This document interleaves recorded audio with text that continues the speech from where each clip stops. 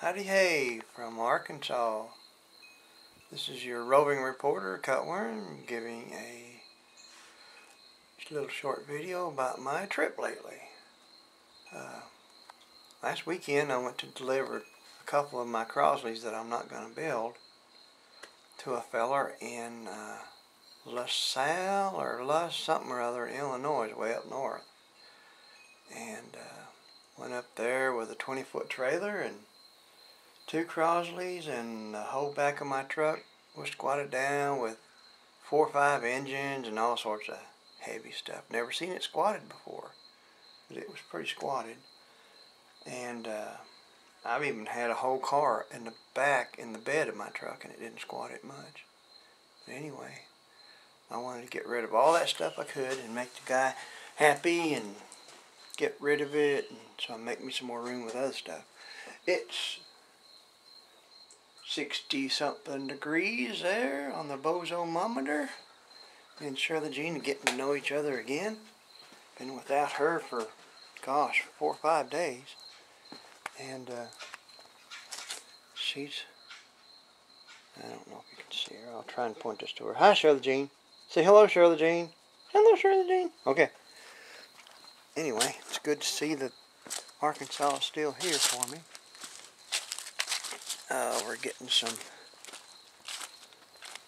land put here. I'm going to level that off and put me a shop here with help from my neighbor down the way. And let's see, got the trailer still put to it.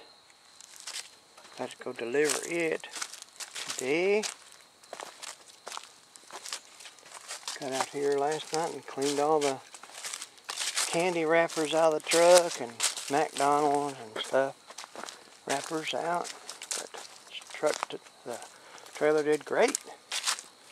20-something footer. I didn't run over nothing.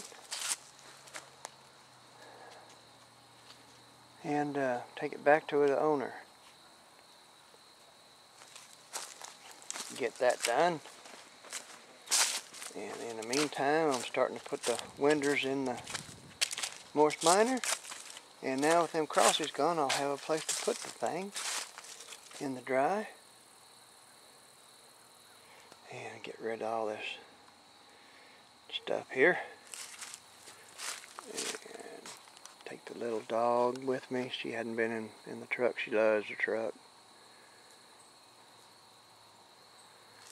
And it's just a wonderful day here in Arkansas.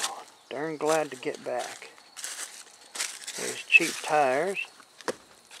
Cheap tires done good. So,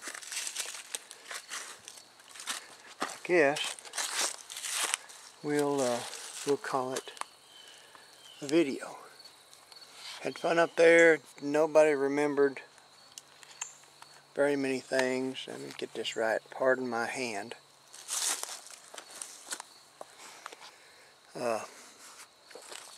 All the places that I used to haunt, they tell me, hi Shirley. Pretty much bulldozed or moved or turned into something else.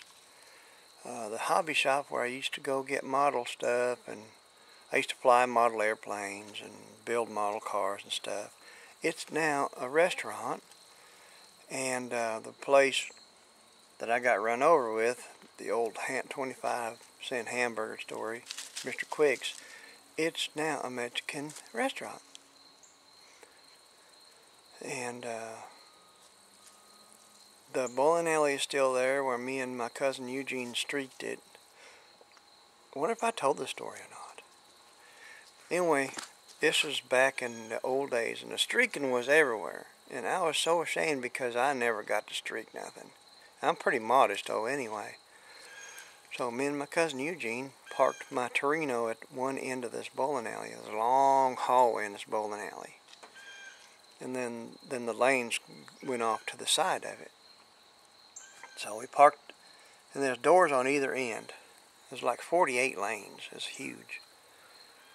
And we went in the north end and went to the locker room and we throwed our clothes down and we run the length of the bowling alley and went to the other end, at the end of the hall where our car was, and jumped in it, and we didn't think enough to put any other clothes in the car. So it was, drive back home naked, and we wasn't looking at each other anyway. The last thing I want to see is a naked man. So we were kind of sheepishly running around there, so we decided to go back in from the upper way that they didn't see us and go in there and get our breeches and clothes back on, which is what we did. That's pretty dumb to not have a plan afterwards. And if you streak anymore, make sure you got some extra clothes to put back on so you won't have to drive home, especially when you're living with your mom. But anyway, a deer over there. Anyway, that's the Streakin story. And they remembered that. And they remembered me jumping the canal with the Torino and bending it in half way before the Dukes of Hazzard would ever thought about. And 2 or 3 other stupid things that we did, we all remembered, and it was wonderful. We had a great time. I'm going back someday and aggravating the rest of them. I went up there to visit where I used to live, and we lived in a real poor place. We always lived in a real poor place. And all that's woods now. And thankfully so. Nobody needs to be living in that where we lived anyway. We shouldn't have been in there, but that was just the way we had to live. And the places that are still there looks real small. I mean tiny. We went out to the farm where we used to farm, and it's tiny. I mean, where our house was and where I used to park my cars and stuff, tiny. Very small. I don't know how it shrank between then and now.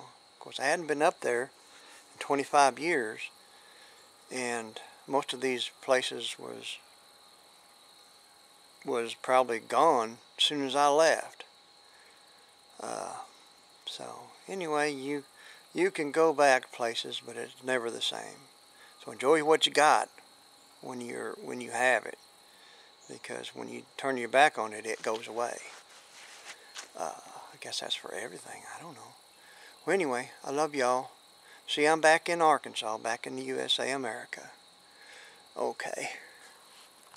See if I can shut this off without banking at Benny Odom.